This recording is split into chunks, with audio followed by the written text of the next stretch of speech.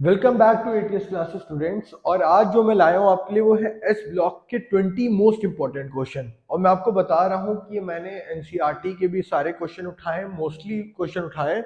और मैंने वो क्वेश्चन उठाए हैं जो कि स्कूल में टीचर्स बार बार रिपीट करके पूछते हैं। तो देखिए, आप कॉपी ले लीजिए और साथ साथ में क्वेश्चन नोट भी करते जाइए और आंसर भी लिखते जाइए, क्योंकि जब आप पेपर में जाएंगे तो आप मेरे वीडियो को जरूर याद करेंगे कि यही सब क्वेश्चन आएंगे। ठीक है, पहले एल्कली मेटल्स के देखिए, एस ब्लॉक में एक आता है एल्कली मेटल्स और एक होता है एल्कलाइन अर्थ मेटल, दो ग्रुप बनते हैं। तो पहले हम लोग सारे 20 मोस्ट इंपॉर्टेंट क्वेश्चन सारे के सारे एल्कली मेटल पे डिस्कस करेंगे।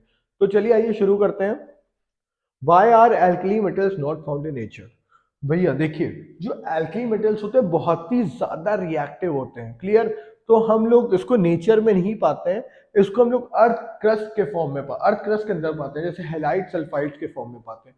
क्लियर? अगर ये क्वेश्चन आता है तो बस आप मेन पॉइंट लिख दीजिएगा, due to high chemical reactivity. Why sodium less reactive than potassium? अब बताइए, सोडियम जो है लेस रिएक्टिव देन पोटेशियम क्यों है? अब सुन लीजिए, ionization enthalpy of potassium is less than sodium. बात आती है यहाँ पे आयनाइजेशन इंथैल्पी। अब सुनिए, आयनाइजेशन इंथैल्पी क्या होता है? The tendency to lose electron, यानी the amount of energy required to remove an electron. अब सुन लीजिए, जैसे जैसे हम लोग नीचे बढ़ते जाते हैं साइज बढ़ता जाता है। क्या बढ़ता जाता है? साइज बढ़ता जाता है। और जैसे जैसे आपका साइज बढ़ता जाएगा, इलेक्ट्रॉन निकालने में क्या हो जाती है? आसानी हो जाती है। और जब इलेक्ट्रॉन इजिली लूज हो जाता है तो वो ज्यादा रिएक्टिव होता है। यानी कि देखिए, सोडियम पहले आता है, उसके बाद क्या आता है? पोटेशियम। तो पोटेशियम नीचे है तो पोटेशियम की आयनाइजेशन इंथैल्पी क्या होगी? कम होगी। तो हमें पता है, ये रीजन लिख दीजिएगा। बहुत इंपॉर्टेंट क्वेश्चन है, पूछ सकते हैं। क्लियर?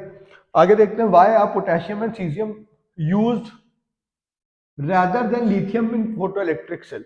अब मुझे पता है, जैसे जैसे हम नीचे जाते जाएंगे वैसे वैसे क्या होता जाएगा?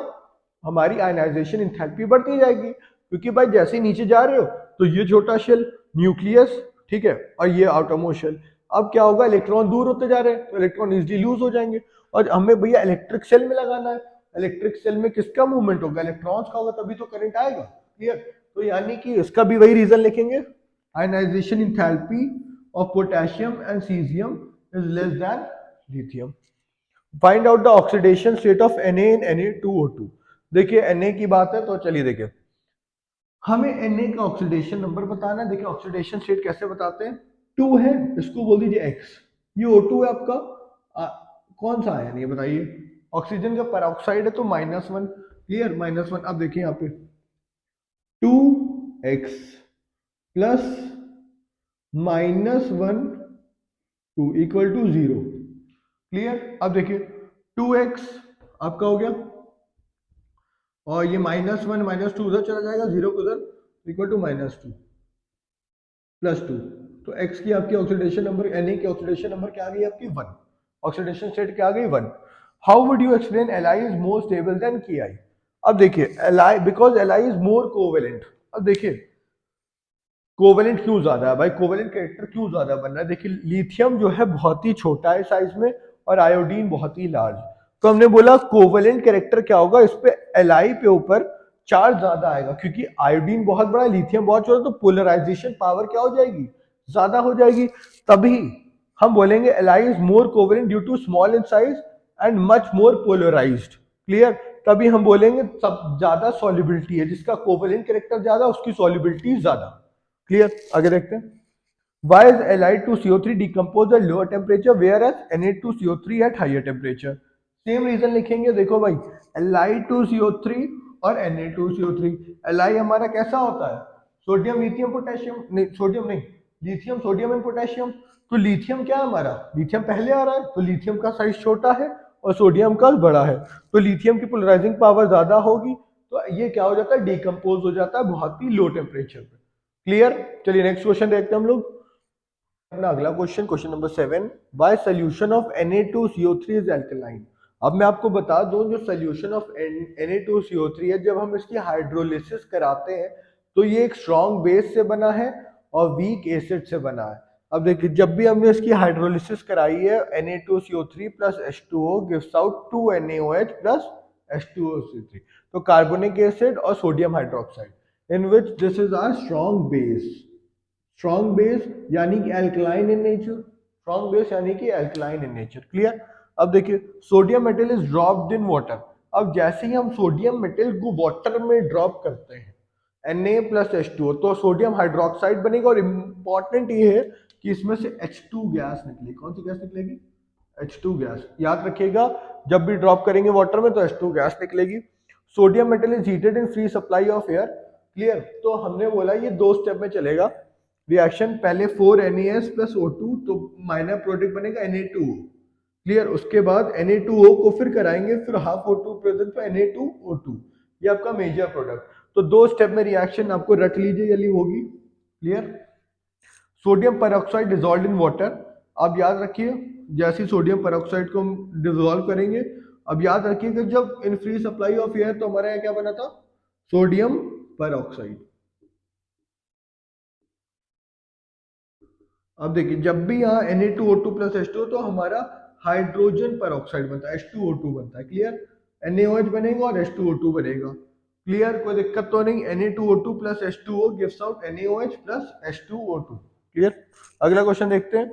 Na2O का CO2 से ऑक्सीजन कराएंगे तो सोडियम कार्बोनेट बनेगा। बहुत इजी है। What happens when chlorine gas is pass through cold and dilute solution of NaOH। याद रखिएगा Cl2 प्लस NaOH तो सोडियम क्लोराइड बनता है, सोडियम हाइपोक्लोराइड बनेगा और H2O बनेगा। याद रख रिएक्शन देखिए सब याद करने वाली है, ये सब रिएक्शन याद कीजिए और यही सब इसमें एस ब्लॉक में आनी है तो पूरा तैयार कीजिए। क्लियर। तो चलिए हम लोग अपने अगले क्वेश्चन देखते हैं। अब हम लोग देखते हैं अपने अगले क्वेश्चन और इसको बहुत इजी वे में समझने वाले हैं। तो which colour is imparted to flame by sodium. और जैसे ही सोडियम वर्ड आता है और आग का वर्ड आता है तो सोडियम से समझेंगे गोल्डन येलो कलर की फ्लेम इम्पार्ट करता है सोडियम। किस तरीके की? Golden yellow colour. जब भी सोडियम फायर के साथ आएगा तो गोल्डन येलो कलर की फ्लेम इम्पार्ट करेगा। अब आगे देखते हैं। Why are lithium salt commonly hydrated and those of other alkali metal ion anhydrous. अब सुन लीजिए लिथियम का साइज जो होता है क्या होता है? बहुत ही स्मॉल होता है। तो जो डिग्री ऑफ हाइड्रेशन होती है तो मैक्सिमम होती है। जिसका साइज सबसे छोटा होता है उसकी मैक्सिमम डिग्री ऑफ हाइड्रेशन होती है। क्लियर। तो हमने डिग्री ऑफ हाइड्रेशन का हमने वो भी बता दिया। सबसे ज्यादा Li प्लस फिर Na plus K plus rubidium caesium plus. ये आप याद रख लीजिए डिग्री ऑफ हाइड्रेशन क्वेश्चन आ सकता है आपका पूरा। Li प्लस की सबसे ज्यादा डिग्री ऑफ हाइड्रेशन होती है क्योंकि उसका बहुत small in size because due to small in size. Out of KOH and NaOH which is stronger base and why. अब सुन लीजिए KOH एंड NaOH कौन स्ट्रॉन्गर होगा। अब देखिए K बहुत लार्ज है साइज में। क्लियर। जब K बहुत लार्ज है साइज में और Na का बॉन्ड है बहुत क्या होता है? छोटा होता है क्योंकि Na क्या होता है? स्मॉल इन साइज होता है। जब K ज्यादा है बॉन्ड लंबा है तो OH क्या होता है? OH का कॉन्सेंट्रेशन बढ़ जाता है। OH का कॉन्सेंट्रेशन क्या होता है? बढ़ जाता है। देखिए KOH is stronger base than NaOH due to large size of KO bond।